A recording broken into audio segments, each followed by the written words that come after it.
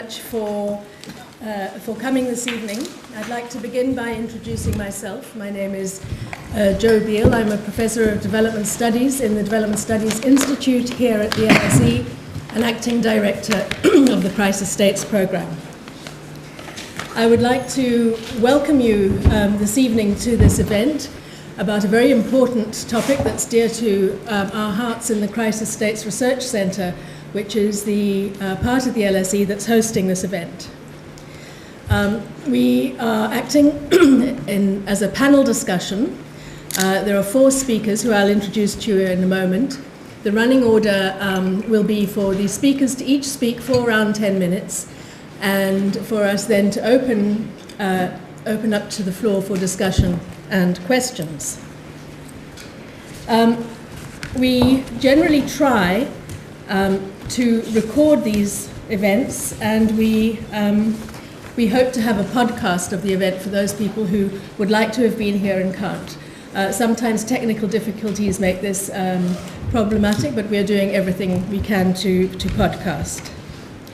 But the events will be recorded. Our first speaker tonight is Clare Short, who's well known to many of you as former Secretary for International Development in the UK government, and an MP who continues to hold development issues dear to her heart. On the 15th of September 2005, Clare Short wrote in the Independent newspaper that no amount of debt relief, aid, and improved trade access will bring development to the people of Eastern Congo until order is restored and the institutions of a modern state are put in place. She continues to address issues of governance and the politics of development across the world, and tonight will update her position on this important topic. Our second speaker is General Obasanjo, former President of Nigeria and currently UN Special Envoy to the Democratic Republic of Congo. He has served as ruler of Nigeria from 1976 to 79 and won 2 terms as president from 1999 to 2007. He is a member of the African Progress Panel, which aims to focus world leaders' attention on achieving their commitments in Africa. He was appointed UN Special Envoy to the DRC in November 2008, and he has since held 2 rounds of facilitation talks with President Kabila and rebel leader Nkunda. Speaking to Newsweek in November, he called for more monarch troops and for the leader of Congo and the Great Lakes region and the international community to put their heads together. He was going to talk to his position second. Third, our third speaker is on my right, James Putzel, who's Professor of Development Studies here at the LSE, and since October 2000 has been Director of the Crisis States Research Centre. As the Centre's Director, he authored the Crisis States Research Centre press release, which came out in November 2008, that sparked the debate that this panel discussion is about. He urges reconsideration of the ways in which the international community are engaging with the crisis. Our final speaker on my extreme right is Professor David Leonard, who's professorial fellow in governance at the Institute of Development Studies, IDS, at the University of Sussex, and who was formerly Dean of International and Area Studies at the University of California, Berkeley. He's worked in Africa since 1963 in over 20 countries and has recently done an evaluation of election support in the DRC. So I'd like you to join me in welcoming our speakers tonight before I hand over to them to speak. Thank you very much for coming.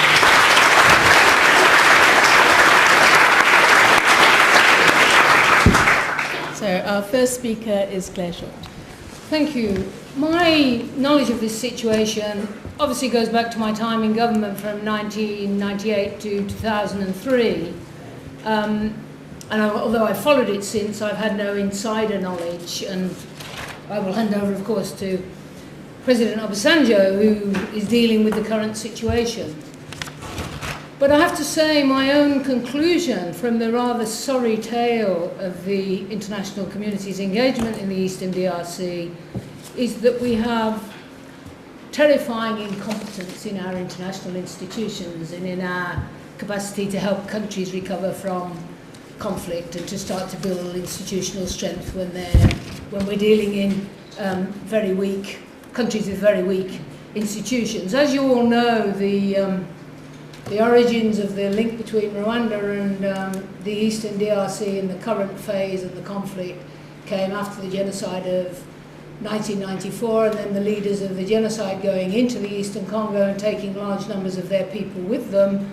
And then the international donor community, who'd failed in any way to assist Rwanda and prevent the genocide, to everybody's shame and to the deep shame of the United Nations, given the warnings that were sent repeatedly to New York by General Dallaire, suddenly turned up and started providing help and assistance to the refugees who'd been displaced from Rwanda, and in that way massively strengthened the leadership and authority of those who'd organised the genocide, because they were the ones who distributed the food and had all the power that flows from that when you're dealing with people who are in a desperate situation. And as I came into the picture, and the UK's decision to engage with Rwanda was purely that the devastation in that country, about which we knew little, was so desperate. The international community had let Rwanda down so badly, and Rwanda was so scarred and distrustful of the countries that had previously had close links with it, France and Belgium and so on, that Britain became a useful country because we didn't have history there, and therefore could step forward and try to be a partner and try and help Rwanda rebuild. And of course, I mean, I hope it's obvious to everybody, there was no interest for Britain, self-interest, in getting involved with Rwanda. It was that if you looked at the situation, when I first visited, there was still lots of feeding programs all over the country. There were lots of NGOs operating throughout the country. The government had very few resources. The World Bank and the IMF were predicting no economic growth. Therefore, no donors were willing to get engaged. And if Rwanda didn't have a chance to grow its economy, then the prospects of more and more cycles of crisis and suffering was very likely. And indeed, the distrust was so great that when we met with the Rwandans in the first place, we kind of had to persuade them to let us to become engaged, and then tried to persuade the World Bank and the IMF to develop a more ambitious programme, and we committed to long-term commitment of aid and got some other countries to do the same, so that we could be a bit more ambitious about helping Rwanda to recover. But I became deeply involved, partly because there was such prejudice, I think, against Rwanda and such an unwillingness to get engaged, that for a time I was one of the few politicians from Europe that had any kind of close relationship with the Rwandans. And from the very beginning, they were deeply focused on and constantly asking for action to remove the genocidaires from Eastern Congo. And you know the story. I mean, I won't go through the phases of the history, but that has been an endless focus. And when young President Kabila took over from his father after the invasions into Congo by Rwanda, Uganda, and then all the other countries, and after South Africa did so well in brokering a peace deal, throughout that period, Rwanda was asking over and over again for disarmament of the forces of the genocide, to send them home for re-education and reinsertion into the army and so on, which they did with some people who returned voluntarily.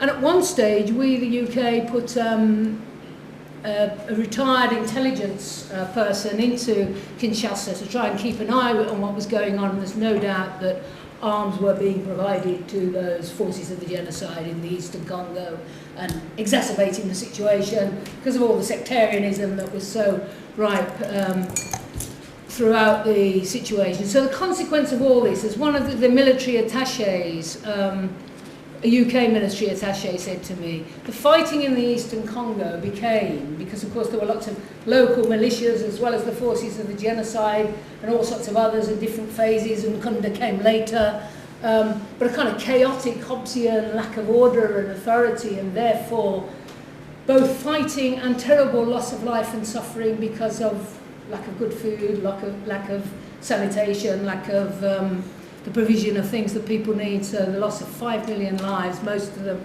obviously through ill health and diarrhea and so on, rather than violence, but terrible high incidence of sexual attack, is that groups would come to any village, fire in the air, this is the military attache's account, assess which group was stronger, and the weaker one would run away, and the stronger one would then pillage and steal and take from the local people. And it was kind of gangsterism that was preying on people throughout the Eastern Congo and spreading this sense of disorder and so on.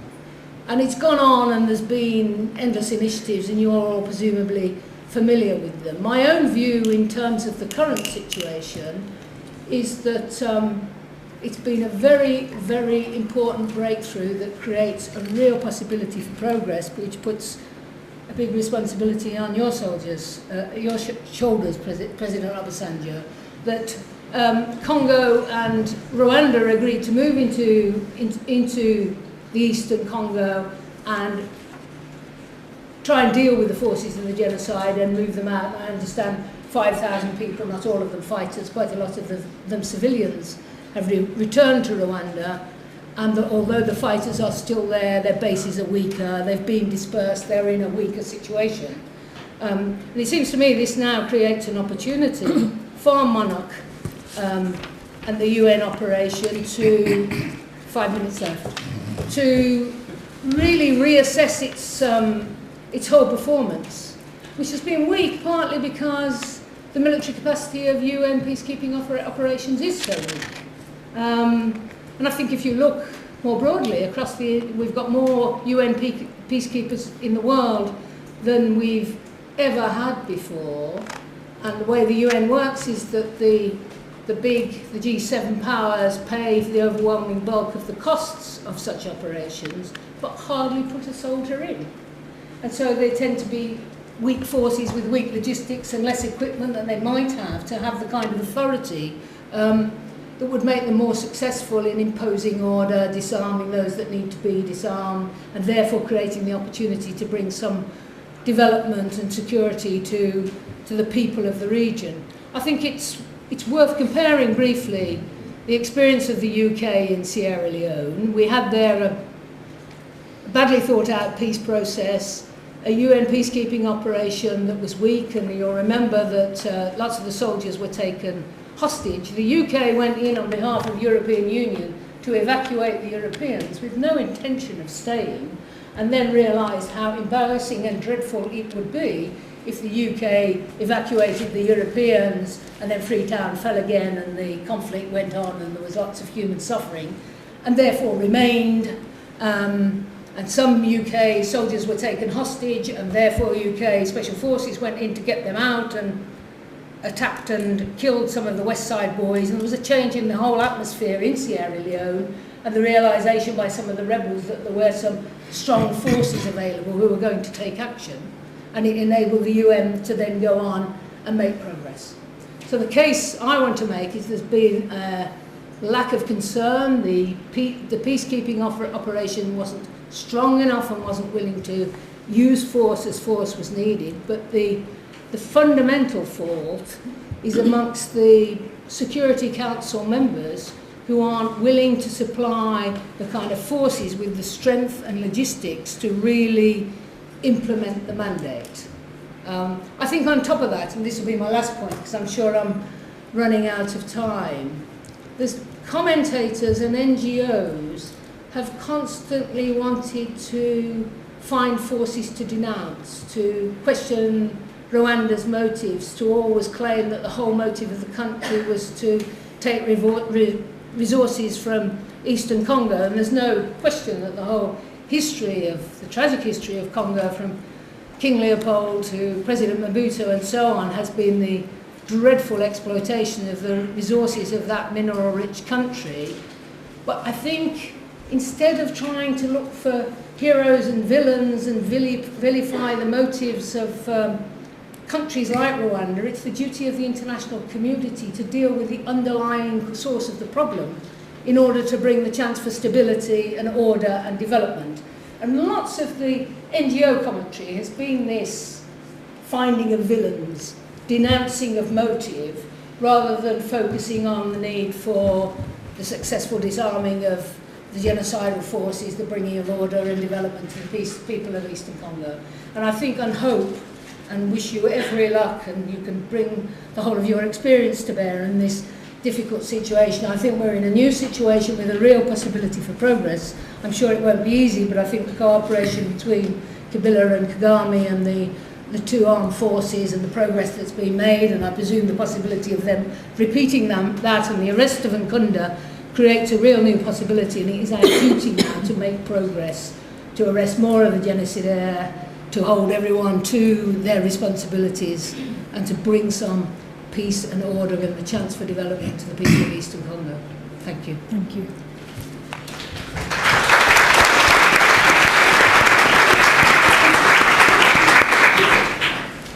Now call on General Obasanjo. Thank you very much. Let me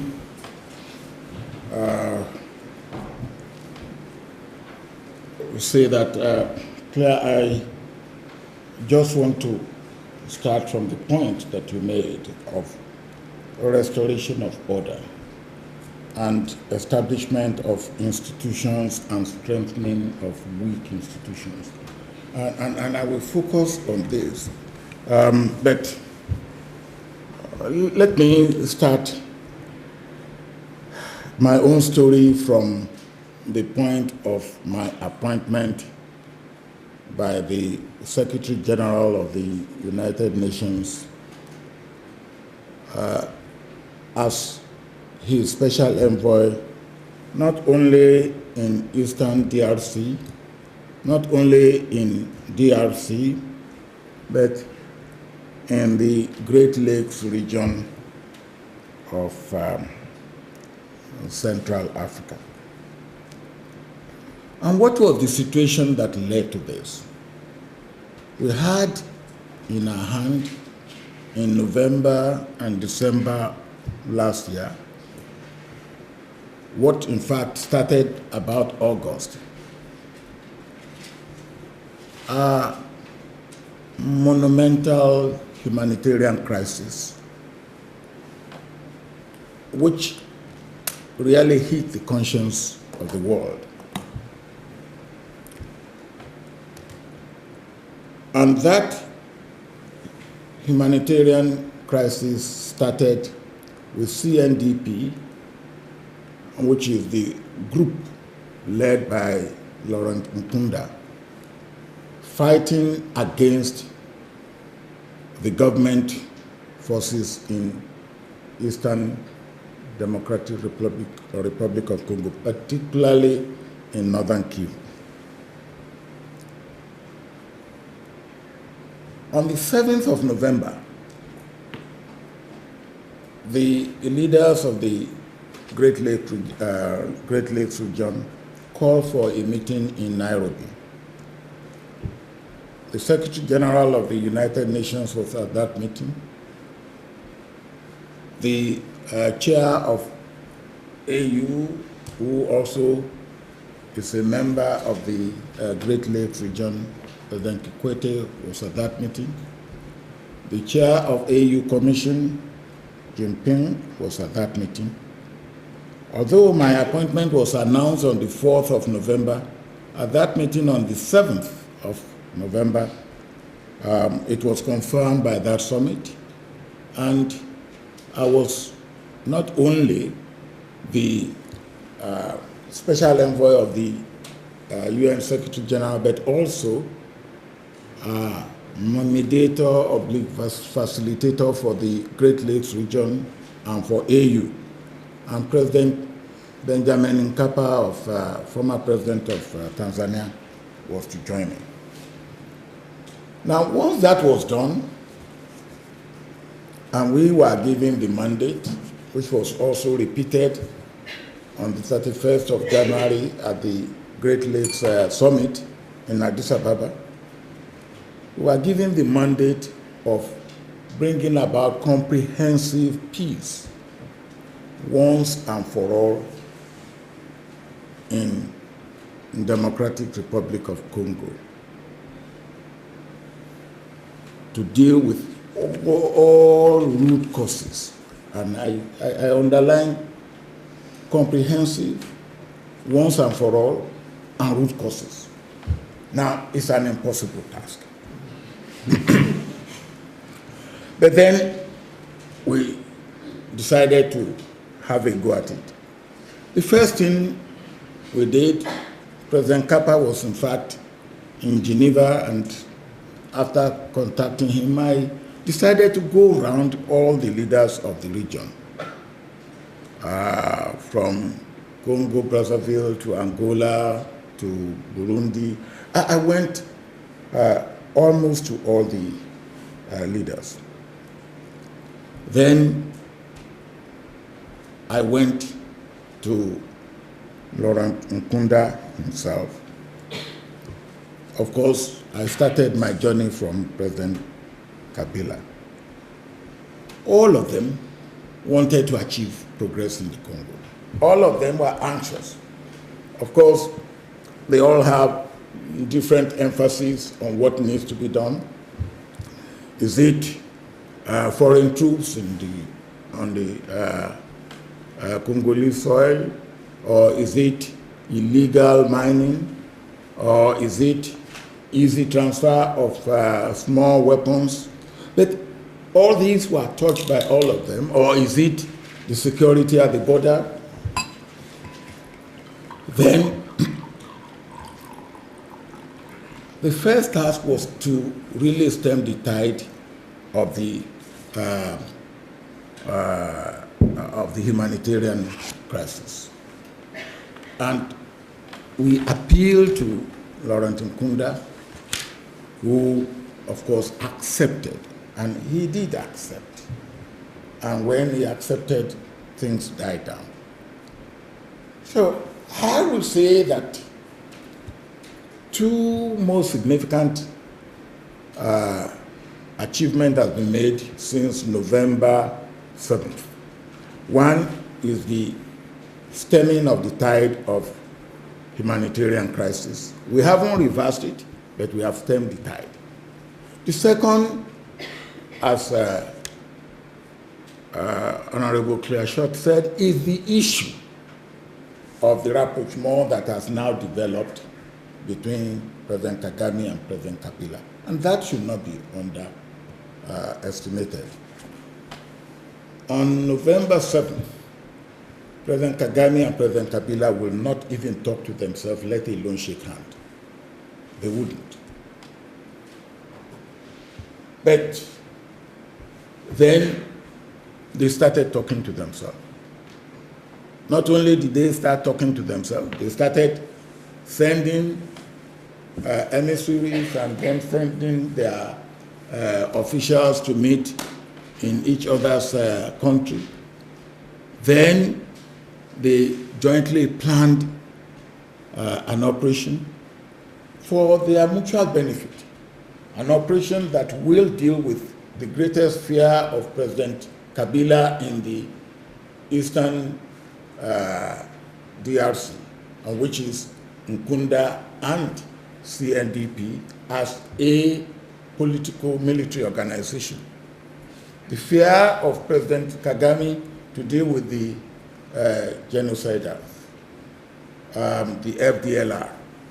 They agreed and they implemented the joint operation.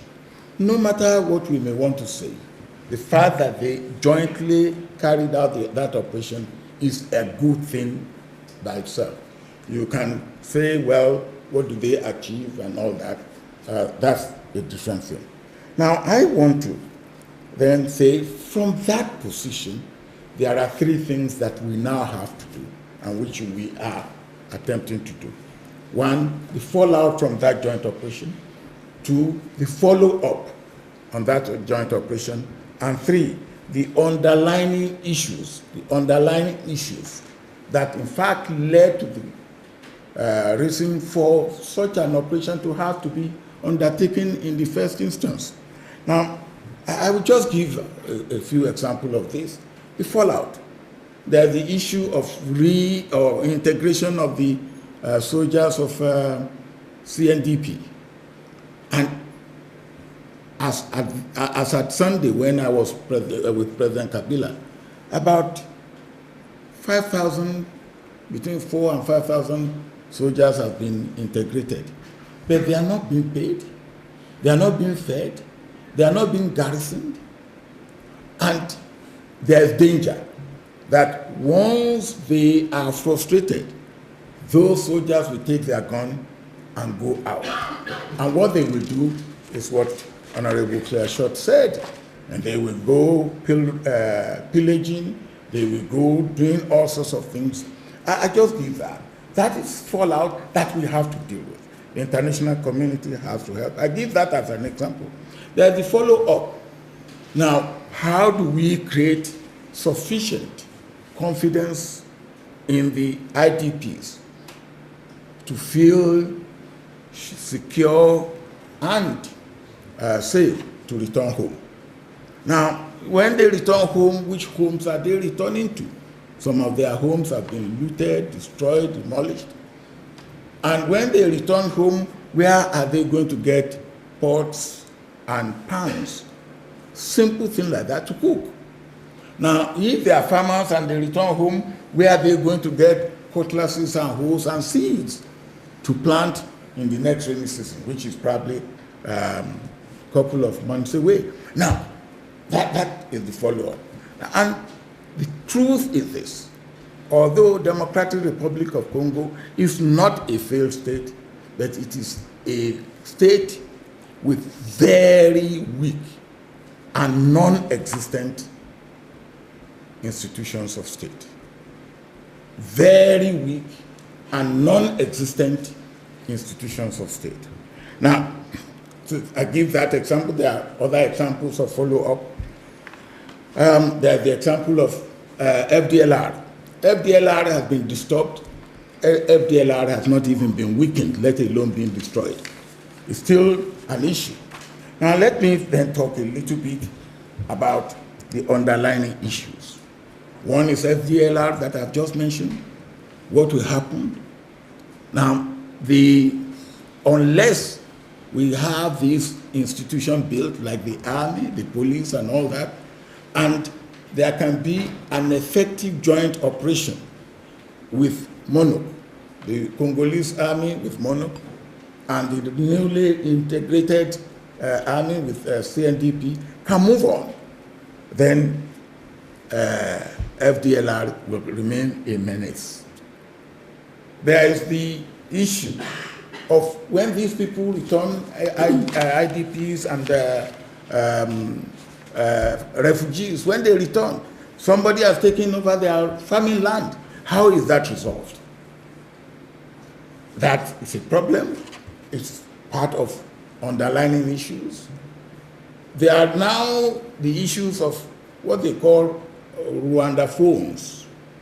These are Tutsis and Hutus who are being given attention against non-Rwanda phones. That's other tribes in North Kivu and in South Kivu who are now saying, look, even in the army, we are getting disproportionate number of the Rwanda phones compared with the other tribes. Now, these are the issues, but as at the moment, agreements are going on, or negotiations rather, negotiations are going on between the government and CNDP. There's a new leadership of CNDP, which is keen to move away from being a political military organization to a purely political organization, and which want to renounce violence and to really go out and do things as a political group. Now that must be encouraged, and we as mediators, we have our technical team right now in Goma, working with the two sides And it will not be only with government and CNDP, it will be with government and CNDP, government and other armed groups in North Kivu, and government and other armed groups in South Kivu. That is the only way we can deal with root, stem, and branches. Now, with all this, what is the role of international community? Now, the role of international community is to make available sufficient resources. If the international community, and the international community must be appreciated for this, can provide over $500 million 2.5 years ago to run the most expensive election in Africa so that we can establish legitimacy of government. We need not less than that amount over a period of 3, maybe 4 years to start proper establishment of institutions that are not non-existent and to strengthen institutions that are very weak. If we are able to do that successfully, then DRC may be the miracle of our time. If we fail to do that, DRC may be a disaster waiting to happen. Thank you very much. Thank you.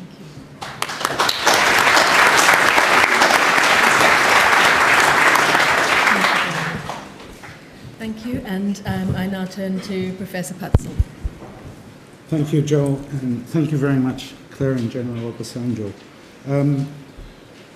I'm speaking in my capacity as director of the Crisis States Research Center, but also on the basis of research undertaken in Rwanda and the DRC by myself, by Gabi Hesselbein from our center, who unfortunately couldn't be here tonight, and by Nick Garrett, also associated with our center.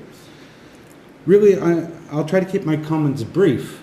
I think one of the most important things to have happened in the last few years in the Great Lakes was the agreement that was struck between Kinshasa and Kigali, between President Kagame and President Kabila, as the General said. This agreement to conduct joint operations against the FDLR, or the former genocidaire from Rwanda. Now, there are 3 reasons why this was so important. Okay.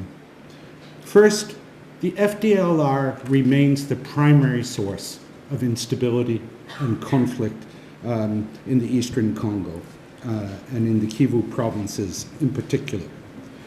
It's really been the raison d'etre for groups like the CNDP that General Obasanjo was talking about under General Nkunda. It's the reason why they've been able to exist.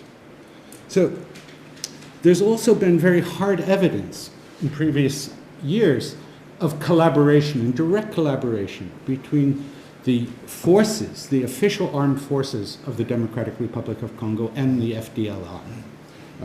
So this agreement for joint action between the armed forces of the 2 governments against the FDLR is extremely crucial. To root out the problem of FDLR requires concerted military action, forceful military action, but also positive prospects for the repatriation of particularly the Hutu civilians associated with the FDLR political influence in the Eastern Congo. And as Clare mentioned, that repatriation was accelerated during the joint operation. Unfortunately, since the Rwandans withdrew, it's slowed down quite considerably. It's unfortunate to note that what forced this to happen, this joint agreement and this finally a redirection of international attention to the FDLR, was the offensive that caused the humanitarian crisis. The offensive of the CNDP objectively is what forced the situation. And we need to remember that. The second reason why this joint operation and agreement was so important is, as the General said again, the crucial rapprochement between DRC and Rwanda. This is pivotal to the future stability of the region and future peace. And This has angered and excited great opposition in Kinshasa, and particularly in the among Congolese parliamentarians, but it's essential for peace. Probably because it's inconceivable to see the Eastern Congo being peaceful over the long time if there's not some sort of joint responsibility for security between the DRC and Rwanda, particularly given the ineffectiveness of the FARDC, or the official armed forces of the DRC, and I'll come back to that in a moment. There has to be a credible threat against the spoilers of peace, and that credible threat needs to emerge from security cooperation between the two countries. The third reason why the agreement was so important is that it's only with the establishment of basic security that we can begin to see the possibilities for economic development in the Kivus. It's a very rich area, minerally, and also in terms of agricultural potential. And if we're to see any transformation from an economy that's now dominated overwhelmingly by illicit activities in the mineral extractive sector, by artisanal mining where people are just eking out an existence, and bare subsistence agricultural and husbandry activity, one needs to see security and peace for that to be achieved. To achieve the agricultural, the dairy, the husbandry potential of the Kivus, one needs peace, as one needs peace to achieve the possibilities for energy extraction and electricity creation from Lake Kivu. These are big possibilities, but it requires that kind of security regime over the region. And again, the establishment of a credible threat that can only come, actually, unfortunately, in the eyes of some of the human rights activists, but only come from viable states. I have three big worries for the future, for the medium term, and even the short term. The first worry is that the principal problem in the Kivus and in the DRC more generally has been the failure of the Kinshasa government to preside over the creation of an integrated armed forces of the state, the FARDC. An armed forces that functions, that operates according to a unified chain of command, and that's accountable in some way for its actions. While all the groups active, armed groups active in the Eastern Congo have committed human rights violations and appalling, as we've heard from report after report, incidents of sexual violence, which is the method of warfare in the Eastern Congo, the FARDC, the Congolese government's own forces, have been among the worst perpetrators of this. And this is a great worry. Everything hinges on some progress in this regard. The Secretary General's report to the Security Council on the activities of MONUC, the latest report at the end of November, testified to the fact that only 12 of the 20 battalions of the FARDC have gotten new special training. It testified to the fact also that the FARDC itself is responsible for much of the pillaging and sexual violence, and we know it's an ineffective fighting force. It collapsed every time it faced the CNDP on its own. And the Secretary General said, and I quote, "There's no coherent security sector reform plans among the government of the DRC at that moment." So this is an extremely important issue on which the future very much hinges, and I don't think the international human rights lobby that's been watching the Eastern Congo fully appreciates this. You know, what is being done to build the FARDC today? Why could it happen today when it couldn't happen yesterday? What are the prospects of CNDP or the integrated Mai Mai militias, the other paramilitary organizations who have been joining or integrating into the FARDC, sticking there? What's different now from what existed over the past few years? It would be good if we could answer that. Secondly, my second big worry is that the normal template of one person, one vote, or formal democracy, is not going to be able to solve the problem of the Eastern Congo, or the Kivus, precisely because the minority populations who have been subject to different kinds of persecution there can never win a voice in the elections. The former the largely Tutsi Rwandaphone RCD Goma that participated in the elections that took place in Congo was demographically defeated before it began. So it wasn't a real contestant. What does that mean? It means that the political settlement that has to reign there must involve some sort of power sharing, and what I would like to call also some sort of devolution under a strong center. And it also requires this joint military or security regime between the DRC and Rwanda so that people feel secure in their communities. And so there's a big problem in Congolese politics today, I think, and comes out of our research. There's an idiom of nationalism that's promoted in Congo that defines the nation in contraposition to another, defines the nation of the DRC by demonizing Rwanda. Now, hopefully the rapprochement can begin to undermine this, but that political discourse is very strong in the DRC. And the other problem with the politics and the political settlement, not only in the Eastern Congo, but across the DRC, is that we have yet to see viable political parties emerging in the country that function according to program, that are accountable to constituents, that are organized on a horizontal basis across ethnicities. We haven't seen that. Not even President Kabila has built his own organization into such a party to date. And so the operations like the local elections due in June this year don't bode very well for this. Finally, I think the third worry is that we have yet to see a serious development plan for the Eastern Congo, for the Kivus, or for the DRC more generally. And it has to be a plan that's not entirely dependent on mineral extraction, particularly because we've seen with the current international financial crisis that investment, lending, etc., to the exploration for mineral extraction to that part of the world has greatly declined. Thousands of people have been laid off in different parts of the DRC. Our own research showed that unemployed people in Katanga have migrated to the Kivus and put themselves up for sale to work in or to fight in armed groups.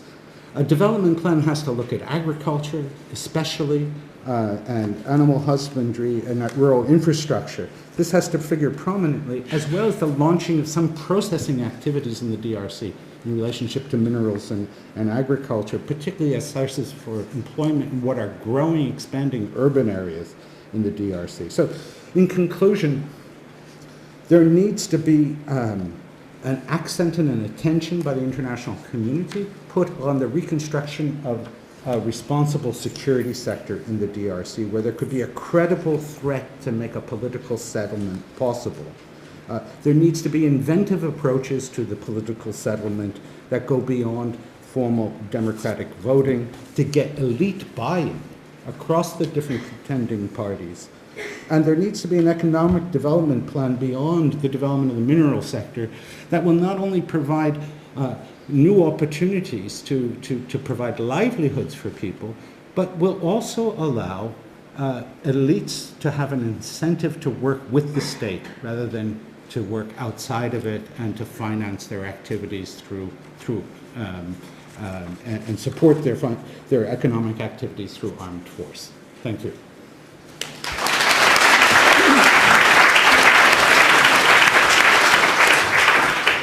Thank you, James, and I now call on David Leonard.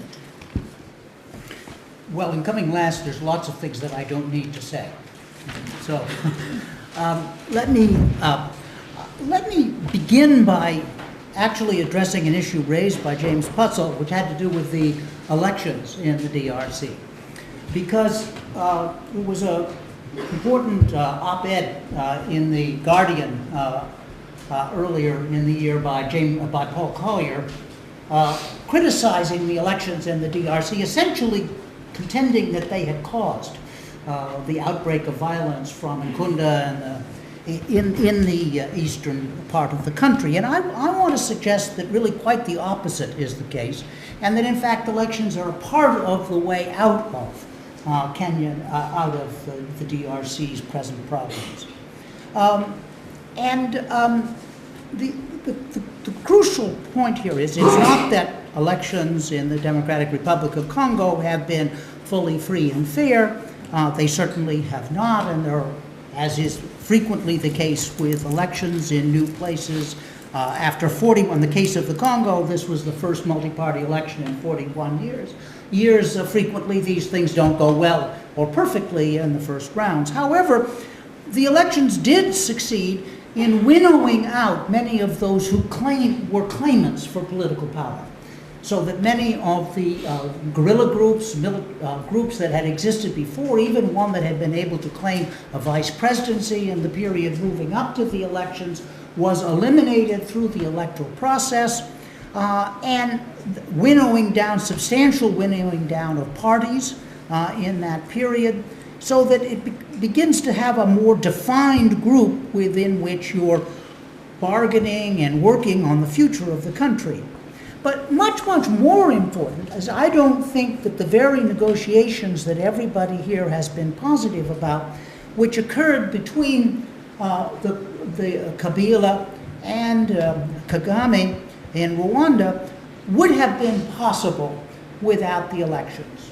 I think that clearly the international community was quite instrumental in bringing the two together, and provided a considerable amount of arm twisting in order to get both parties to the table. And this required that the international community had some sense of legitimacy of its actions. And the international community needed the elections in order to be able to push forward with the very sorts of peacekeeping activities that we're now seeing. I also think that they remain important for the future also because of the most important civilian political opposition to the Mobutu regime was, of course, that of Etienne Tshisekedi's Union pour la démocratie et le progrès social in Congo, the UDPS, which has not yet been brought into the political process. And the only way it's going to be brought in is if we extend the electoral process, if we now hold a round of local government elections, which is what the UDPS has always said needed to be the first step into democratization for the Congo. And that is an extremely important step forward. Now, I think that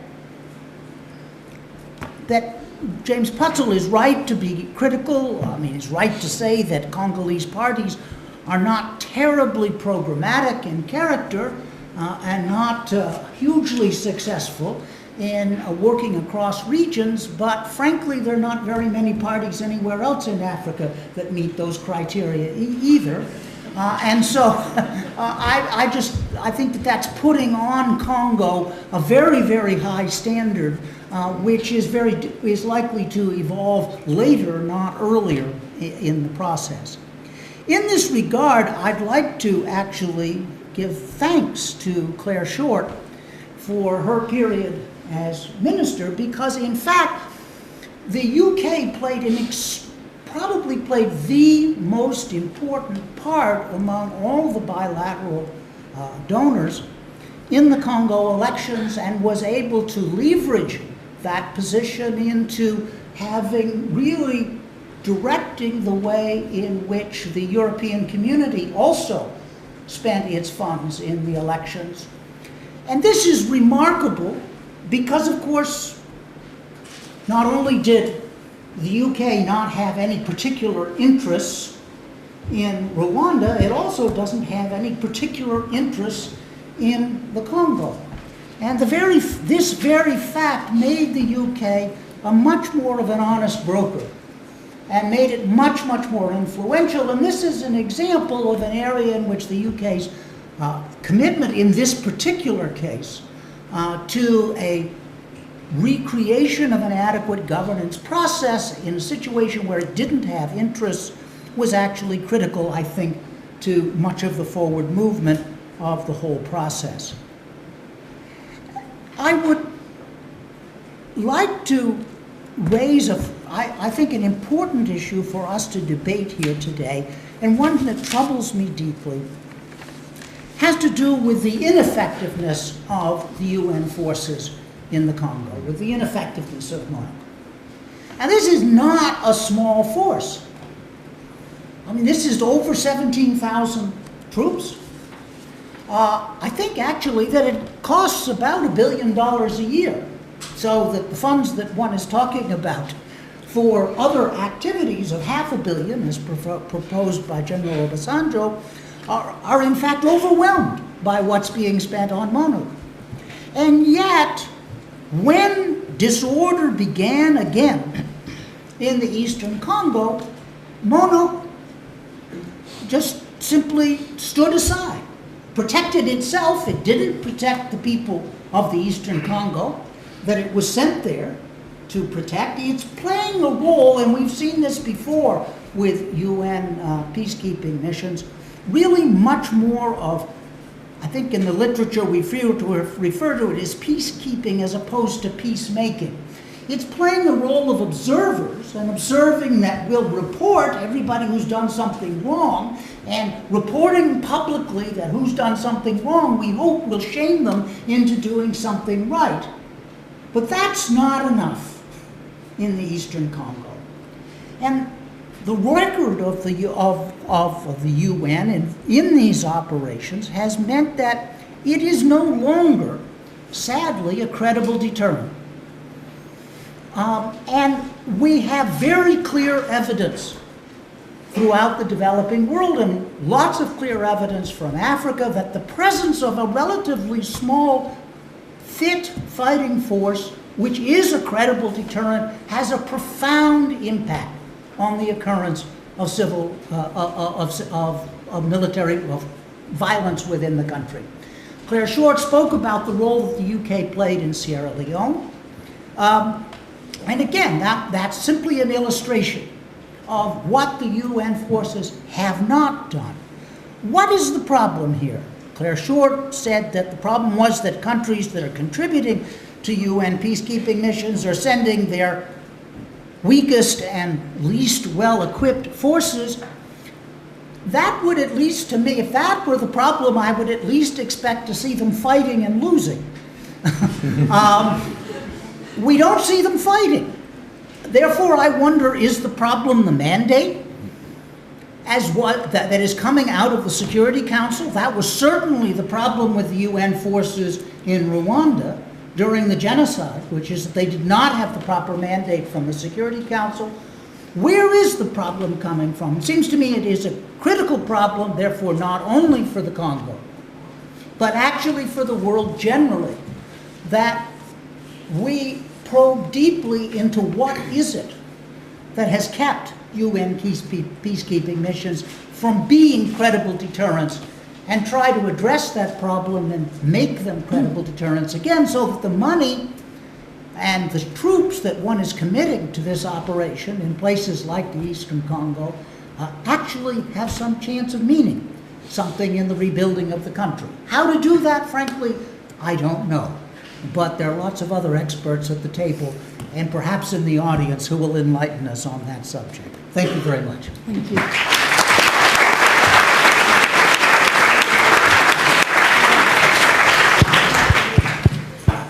Well, thank you very much to our four speakers. I'm now going to open the floor to questions and comments.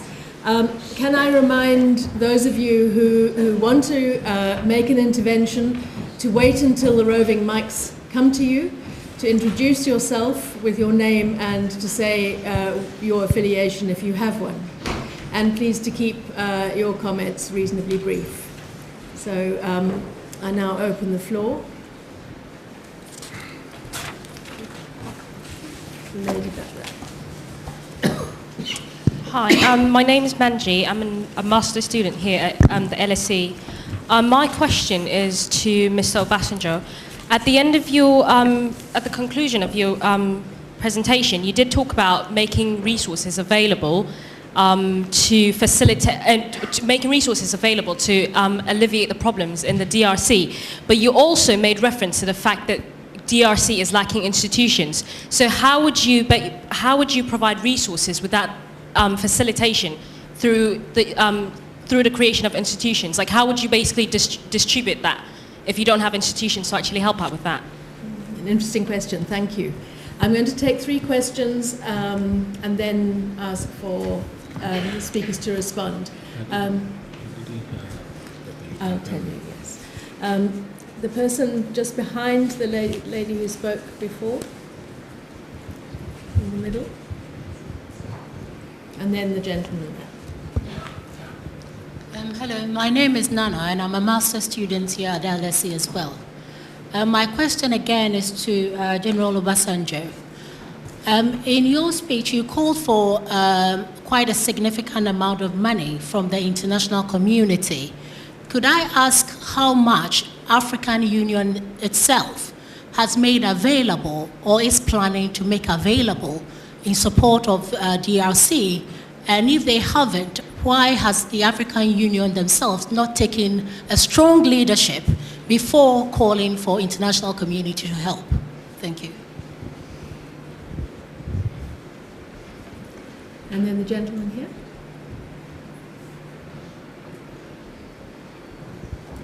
Sorry, in the middle there. And then you. Thank you. I'm Carl Miller of the Arms Reduction Coalition.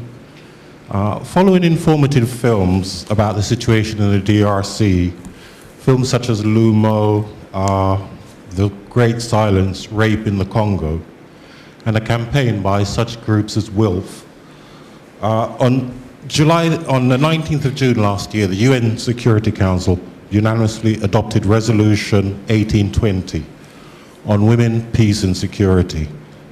The Security Council noted that women and girls are particularly targeted by the use of sexual violence, involved as a tactic of war to humiliate, dominate, instill fear in, disperse and forcibly relocate civilian members of the community or ethnic group.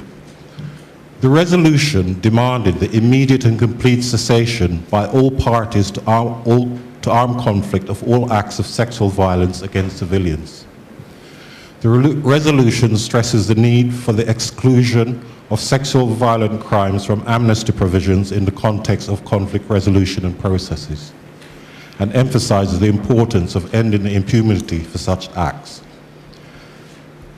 I know... Can you bring it to a question? Okay, sorry. Okay. Sorry, will the panel please update us on the use of rape as a weapon of war in the DRC, especially regarding the cessation by all parties, the ending of impunity, the exclusion of sexual violence from amnesty provisions, and the exercise of the international community's responsibility to protect the defenseless women and children. Thank you. And I'll take this gentleman here, and then we'll return to the panel and then go for another round. Thank you very much. My name is Oladiran Bello. I'm from the University of Cambridge. I know most of the questions have been directed to President Obasanjo. I appreciate if you comment on this, and some of the other speakers on the panel can also come in on this. I've always suspected that perhaps the DRC is maybe one of a few examples of conflict around the world where when parties to conflict actually sit down to talk, they do not broach some of the most important issues that that have perpetuated the conflict and has now ensured its entering its 11th or 12th year now.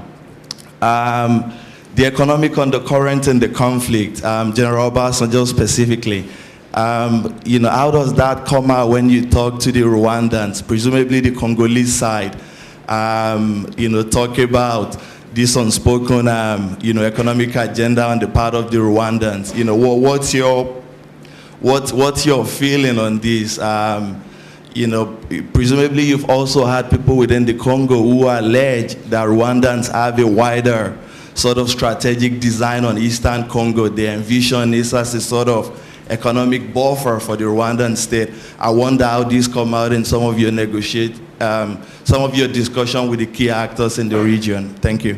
Thank you. A really good round of questions to kick us off. I'll come back to some of the other hands and now turn, I think, to you first for some responses and then open it to the others.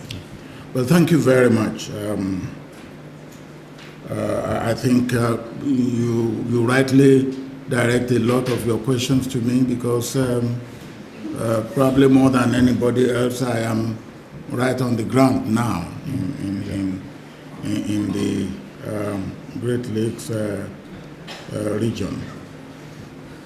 Let me deal with the case of what I have seen on the ground about the weakness of UN forces in the Congo. If the UN forces in the Congo are unable to perform as they should perform, I think substantial part of the responsibility must be laid at the door of the UN Security Council. The UN forces are as capable and as able as they are mandated to be. If they are not mandated to be capable to do what needs to be done, they will not. And they will do exactly what is happening now. The present mandate of UN troops in the Congo does not allow them to go out on their own and fight. It does not allow them. They can move in accompany or along with Congolese troops. But you do not have a Congolese force that is credible, that you can even move along with. And that is the truth. So you have a situation where the UN look on, and when they even try to move, the Congolese troops disappear. And then who are you moving with? I just say that because we have to be able to situate that in the context that we have on the ground. Now, if we have to make resources available and institutions have to be established or enhanced, the weak institutions, to whom should they be made available and how should the resources be distributed? Let me take the army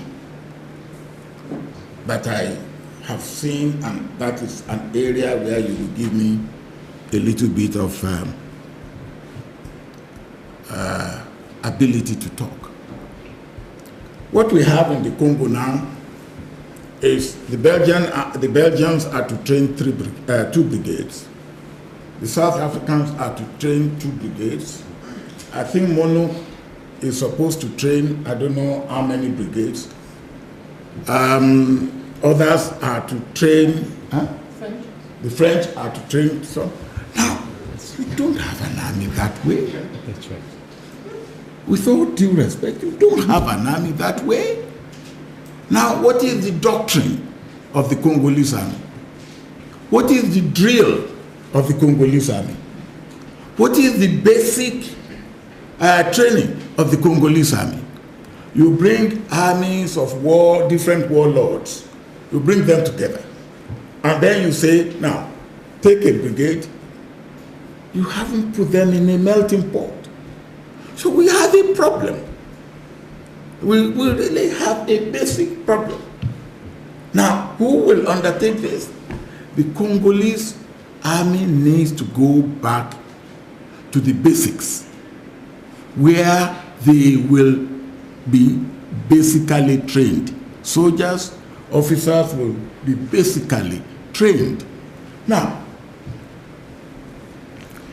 you have an army that is in the field fighting, and what does he carry when he's going into the field? He carries his mat, carries his wife and children.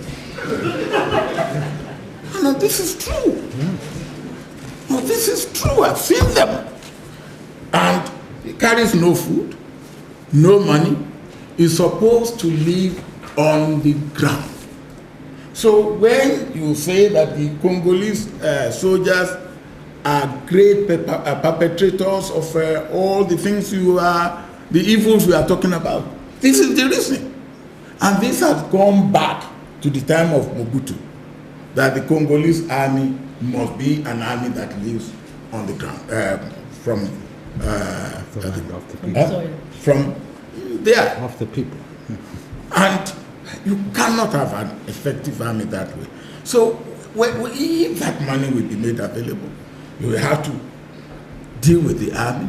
And I believe that we can have a good internationally made team to retrain the Congolese army completely. And it may be a 3-year project, it may be a 4-year project, I don't know. The same thing with the police. They don't have a custom establishment. So you go across the border, and then it's only if you have an army that will stop you and extort some money from you. No proper immigration. I do not know the army, for instance. Some of those who have trained their brigades and giving them money say, look, they give this money and say, look, let's have a proper system of pay. You have the pay office, you have the battalion, the brigade, and the pay is different. They say, no, just give us the money. And they take the money. Nobody is paid. Now, so that is one problem. Then the other problem, how much has Africa made available? And if they haven't made available resources, why not? And if they have made available, where are the resources? Africa has made available within the limit of Africa's resources. Africa's resources are very, very limited. And Clare said it right. Now, we have said this in Africa. Now, we will provide the men to do the job, but give us the resources. And that's what has happened in Sierra Leone. We thank the British for coming to the Sierra Leone, but the Nigerian soldiers were there before you, Clare. They got into difficulties. Yeah. Now we went into difficulties because we haven't got the resources that will match your own resources. And when you came and you gave the resources back in, we were able to do it together. Now we went into Liberia where nobody will go there. And we did it. After we have done it, the UN came in. And we took the credit together. Now, the point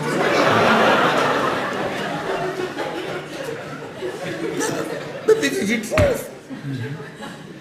Now, we were the first to go to Darfur.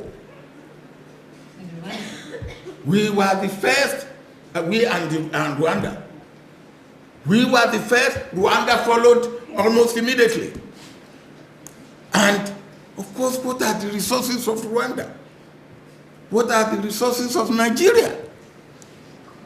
When you have to deal with 150 million people. Now, so we do what we have to do. Yeah. What? Now, the other point is the economy. The economy and the economic issue. It is very vital. Very important. The Congo will not make progress unless that issue of economic or the economic issue is handled well. First, within the Congo itself, issue of infrastructure and the economic issue. Let me say this. In road terms, Congo has about 10% of the road transportation, that effective good road transportation that Nigeria has. And yet, Congo is 2.5 times the area of Nigeria and only 1/3 the population of Nigeria. So you can see the problem of infrastructure, just road. Now, they have something they call Economic Community of the Great Lakes. It is important that this is activated and made to work for the Congo, for Rwanda, for Burundi, and for Uganda. It is the way that they should go, and we should encourage them to go that way. I think I will stop there. Thank you. Thank you for an excellent response. I want to give other people a chance, but I also don't want to lose a point raised by one of our questioners on Resolution 1820 on women, peace and security and rape as a weapon of war. I don't know if any of our panelists want to take that one. I would like to. In most vile conflicts, there's lots and lots of rape and sexual abuse. It happened in the Balkans. It happened a lot in Sierra Leone, but because the emphasis was on cutting arms and so on, there was less public debate on the extent of sexual violence. When you get disorder and fighting, you get rape and sexual abuse. And it's vile, it's been named more, it was named as a crime when the ICC was established and so on. That's progress to recognise how widespread it is when you get this kind of conflict. But if you can't create order, it will not stop. It goes without pillaging, violent, living off the land, intimidating type of conflict. And so it's good that the Security Council passes a resolution, but without the capacity to enforce its resolutions and bring order, it's a declaration rather than a delivery. And I just want to comment briefly on this question of the ineffectiveness of UN peacekeeping operations. The mandate was strengthened in the Congo, and they did do some fighting. The mandate's part of the problem, and the conception that it's peacekeeping, and if you haven't got a peace to keep, you've got to use some force to enforce order, to give people the stability that enables humanitarian relief and so on to be delivered. But my own view is that the refusal of the permanent members of the Security Council in particular, the G7 and so on, to put significant forces into UN peacekeeping operations is the root problem. Because if they were there being ineffective, losing their lives sometimes and so on, the fuss would go back to the Security Council, there'd be a demand for a stronger mandate and so on. And when you look, we've got more peacekeepers than we've ever had, I think, since the UN was established across the world. And when you look at the countries they come from, it's a story of the poor countries provide the peacekeepers and the Security Council does the voting. And there's something profoundly unhealthy about that approach, and it means not enough priority is given to the effectiveness of the operations. And I must say, hearing you all talk about the current situation, the lack of training for the Congolese army, that was a major issue in my time. We put up big funds for DDR, and no progress has been made. And you know, Belgium, France, had to be francophone. Why has it not worked? Why has there been no progress? And that's this bigger issue. I mean, the Eastern Congo is a tragedy, but we've got an underlying issue of ineffective international institutions that are not capable of creating order. And I think you can create order with armed forces that mean it and that are willing to, it's that state monopoly of violence, or a force that can have enough capacity to use violence that this low-level pillaging type conflict is brought to an end because there's a mightier force that can stop it.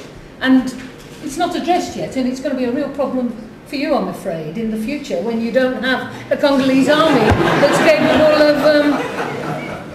the other thing I want to say to the guy from Cambridge University, there is lots of pillaging and small-scale mining and so on in Eastern Congo.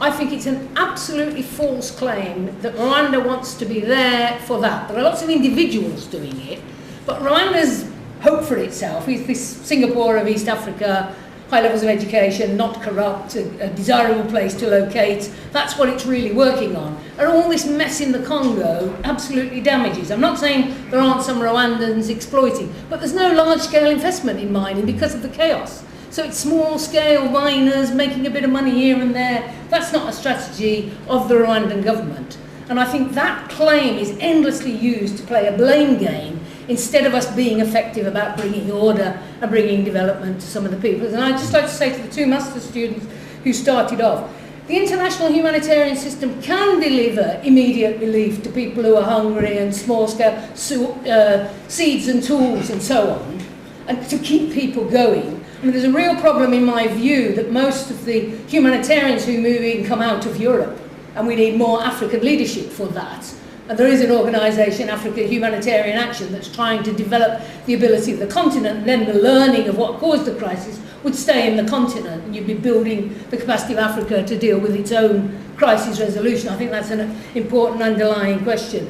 But if you can't create order, you won't get economic development. You can keep people alive, you can bring in feeding, you can, you know, this recent upsurge is one more incident. 5 million people have died in Eastern Congo. Most of them from hunger and diarrhea and so on. So we're back to this incapacity of the international system that is exemplified so badly in Congo. And I don't know, we've got a moment of hope, but if we don't get more serious, and if the Security Council doesn't get more serious about making MONUC work and training a really serious Congolese army, we're going to go around this circle again and again, I fear. Thank you, Claire. I'm going to ask our other two speakers to hold back their responses, but to feel free to respond to this round of questions when I give them first opportunity next time. But we're running chronically out of time, and I've got lots of hands. First of all, this gentleman here. My name is Laurent Nkunda. I'm a representative for Rally for New Society. It's a political party from Congo. I'm Congolese. First of all, I'm very disappointed with the panel. That is true. Because from the beginning to the end, they didn't mention to condemn Rwanda. Everything they are talking just is a weakness for Congo. And today, because most students they are here, you must know Congo is a big country. There is a 450 tribes. And there inside, there is no Tutsi tribes. Congolese, we accept every people. Even you go to UN to check, Congolese was the first country to receive many refugees in the world. UN give opportunity to say, okay, open the way for Tutsi, Rwanda people, for genocide to enter in Congo. And the same people, Rwanda, Tutsi and the Hutu, they are killing Congolese people. They are not much mentioning it there. Can you bring your comment? Yeah, my comment, no, it's better for them to know.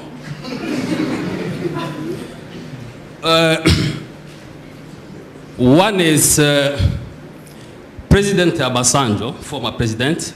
I can call you just your president. You are there, envoy for UN. You know original for the war in Congo. What are you doing to finish that problem in Congo? Because there is a big problem that you can explain, but I can put a bit. It's about army for Rwanda. They are coming for Nkunda group to be involved and to say they are Congolese. What are you doing to prevent another genocide or another killing for that situation? Thank you. That is the first. No, I'm afraid I can only allow one question because I've got very many hands. Even if another person? No, another person. No, sorry. I was supposed to ask. Okay, very, very quickly. Yes, please. About the election. Because they are talking about election, whatever, week, but it was all the big countries in the world, It's them, they accept that election that Congolese, they didn't even accept it. That government is weak because it's like a remote control. When a TV is there, that remote, there is someone who's touching the remote. Is that the weakness? You must recognize that. And again, you are saying about because of the Congolese, Rwandese, Rwandaphone, to be integrated, whatever. No, it's a democracy. Election is there. If you are not successful. Sorry, I can't let you get into another speech because we're really running out of time. So can you give the mic to the person behind? And there's a lady there with her hand up. Thank you. My name is Marie-Lise. I'm here on behalf of the WILF. My question goes to Obasanjo again, in reflection to the 1325 UN resolution about women participation in peace and conflict resolution processes. It has been it has been noted that when you are being nominated to be the UN envoy and you're choosing your team, apparently women haven't given a chance to participate in your team. So I'm wondering what your team is doing about this issue in terms of portraying what UN has kind of manifested, and especially to highlight the voices of Congolese women who are suffering and kind of being subjected to rape and other things that are affecting them. I believe that they should have a voice. Do you plan to do anything about this? Thank you, and thank you for keeping your questions succinct. This gentleman here. Did I see a hand over there? Yeah. Thank you. And please say who you are and keep it brief. Yes, thank you. My name is Tembeka Ngukaitobe. I'm a student here at the LSE doing a master's. Speak a bit louder. Okay. My question is to Professor James Putzel. I just want to understand from your perspective and the research you've conducted whether, my sense about the speeches is that there seems to be a gap about the involvement of the people, civil society movements in particular, as participants and not as victims in finding solutions. The emphasis is let's bring in the army, let's strengthen the institutions, and there is no debate about how you legitimately do so by involving the people on the ground as active participants in the process. So I just want your comment on what you think about that. Thank you. And I've got very many hands, but I can only take one more, and I've ignored this side. So the young lady on the end. Thank you. My name's Early. I'm from the NGO ActionAid. My question is to Clare Short. You mentioned that the NGO commentary of finding villains or vilifying different parties to the conflict isn't helpful. I was just wondering if you could expand upon what you view the role of the NGO community could or should be in terms of not only providing humanitarian relief, but in sort of pushing, along with other actors within the international community, for the comprehensive peace that General Obasanjo referred to. Thank you. Right, thank you very much. I'm sorry I can't take any more. We're already running over time. Can I turn to David? Because we've already commented on the fact that this is an army that is not paid. And therefore it lives off the land, which means that it lives off the people. The reason it's not paid is partly a heritage of the Mobutu era. There is nothing new about an incompetent and predatory army in the Congo. That goes back deeply into the Mobutu period. There was even a period when the chief of staff of the army under Mobutu was illiterate. I mean literally illiterate, not just a little bit illiterate. So it's an institutionalized thing. But the link here is that I want to make with the resource base is that there is in fact no revenue being collected by the government of the Congo. It doesn't in the run-up to getting people in power and running the elections and so on, the government, all the people who became influential essentially gave away everything, all the resources of all the mines and so on, in order to get support, get the finance to run their election campaigns. So that what should be the tax base of a very rich country is in fact been completely privatized. And until those resources are recaptured for the state won't have the money to pay salaries, and an army that doesn't get a salary is an exceedingly dangerous thing. So I wanted to link those two things. I would also like to acknowledge the concern here about that you raised. One of the things that struck me forcefully in my time working in the Congo is how people don't, in fact, in the Congo talk about Hutu or Tutsi, they talk about Rwandans and about the Rwandan problem in the East. Given that in the rest of the world, where we're much less sophisticated about these things, people are quite astute in talking about Hutu and Tutsi, I found it very striking that as far as the Congolese are concerned, it's both sides of this conflict, historical conflict, which are a problem. There, of course, were linkages, have been linkages from one side or the other that have complicated, but I do think, and I think that it's been hinted at here in a couple of the things that have been said, the problem of Eastern Congo cannot be resolved without the participation of Rwanda. It has got to be negotiated between the two governments, and what we found encouraging is, after a long period of time in which nobody was talking to one another, at least people are talking to one another, and some forward movement for joint action is being undertaken. Is there justice, equal justice on both sides of this? Probably not.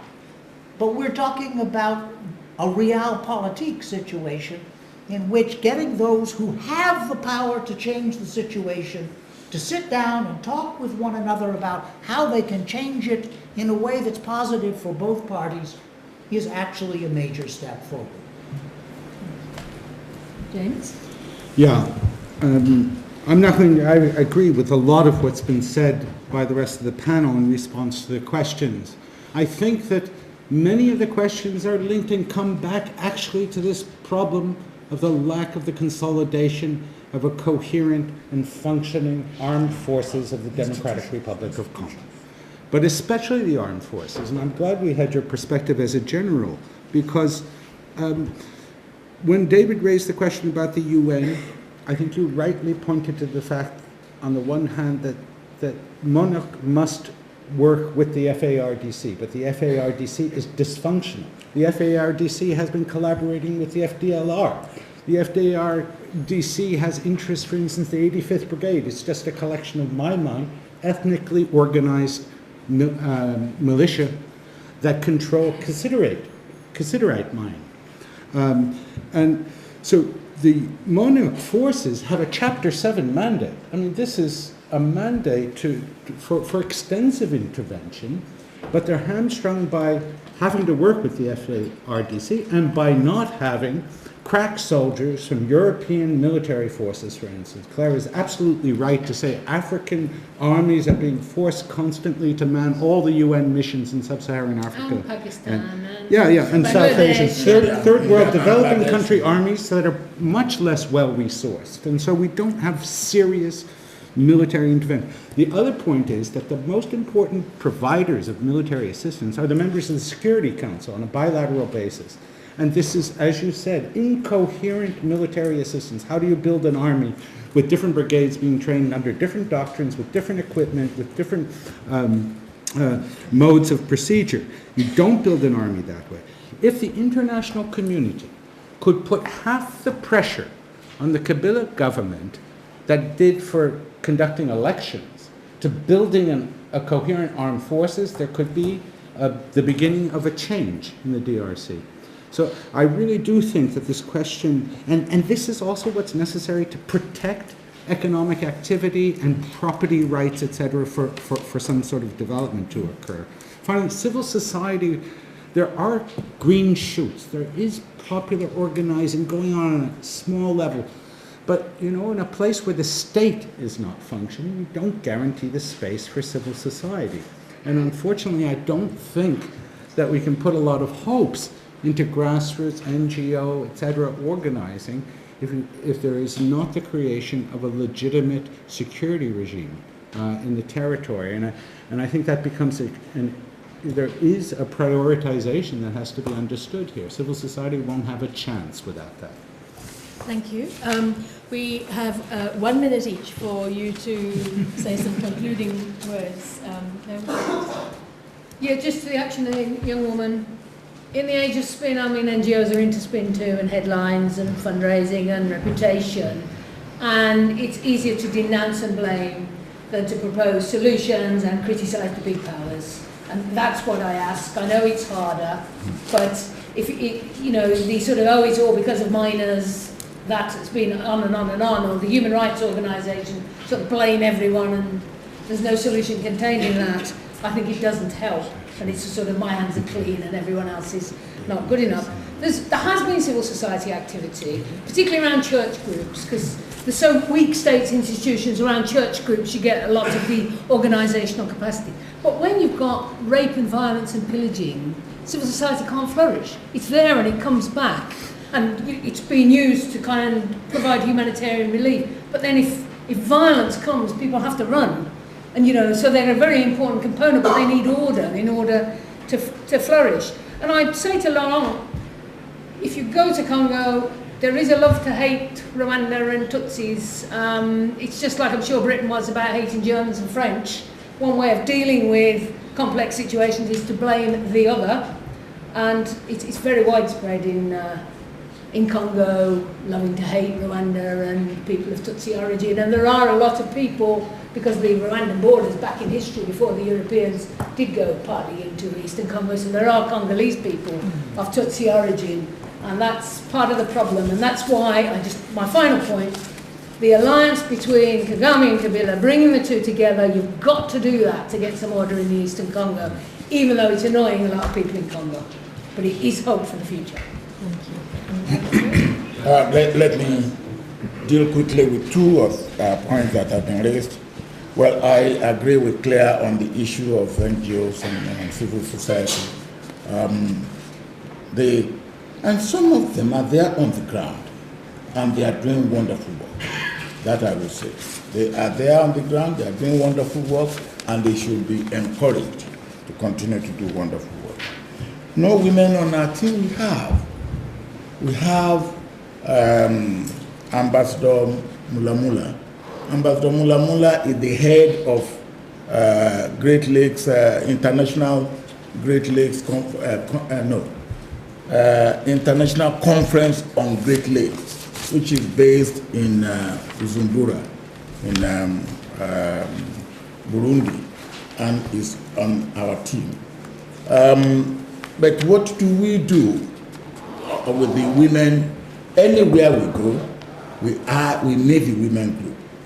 In Goma, on 3 occasions, I have met the women group. I've listened to them. I have taken memoranda from them. And of course, they are there on the ground and they know where the shoe pinches, and we really reckon with them. My dear brother, I appreciate your disappointment with the panel. But I want to appeal to you not to be so disappointed. From what you have heard from this panel, we mean well for Congo. And we mean well for that region in totality. But let me come to the point you raised.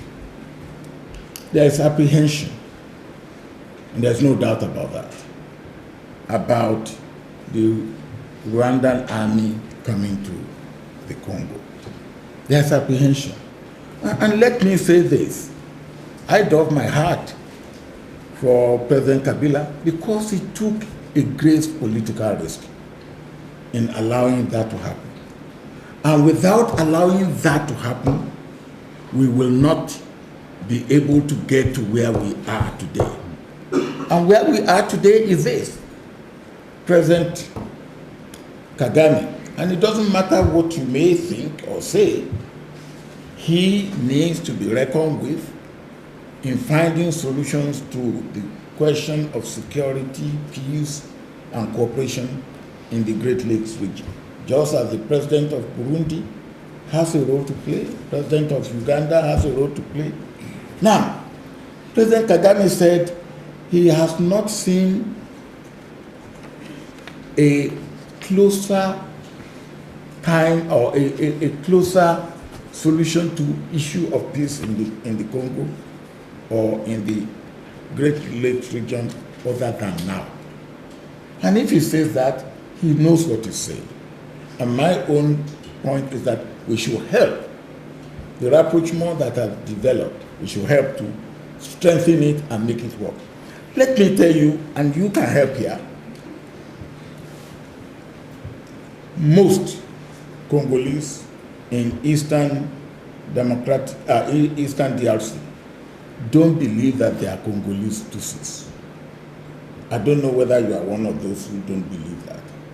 They believe that any Tutsi in the Congo is from Rwanda. Now, okay, I'm happy that you are not one of those. But there are Congolese Tutsis. There are Congolese Hutus. And we have to accept that. Of course, because of the issue of kith and kin. Yes, sorry.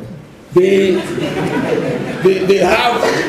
have more affinity with their brothers and sisters across, which is understandable. You find some of them in the army. A brother is in the army in Rwanda. Another brother is in the army in the Congo.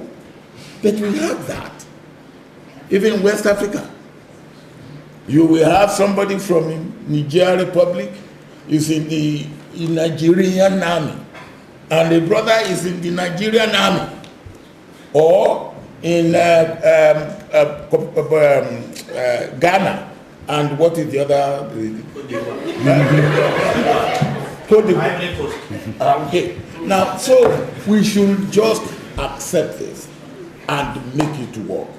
And as I said, if we make it work, we will all be laughing and we will all be happy at the end of the day.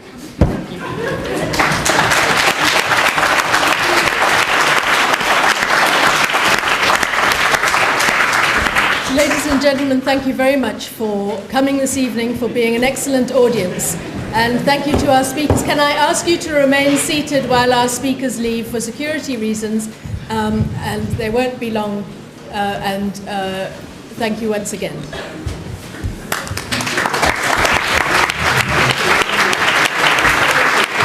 Okay.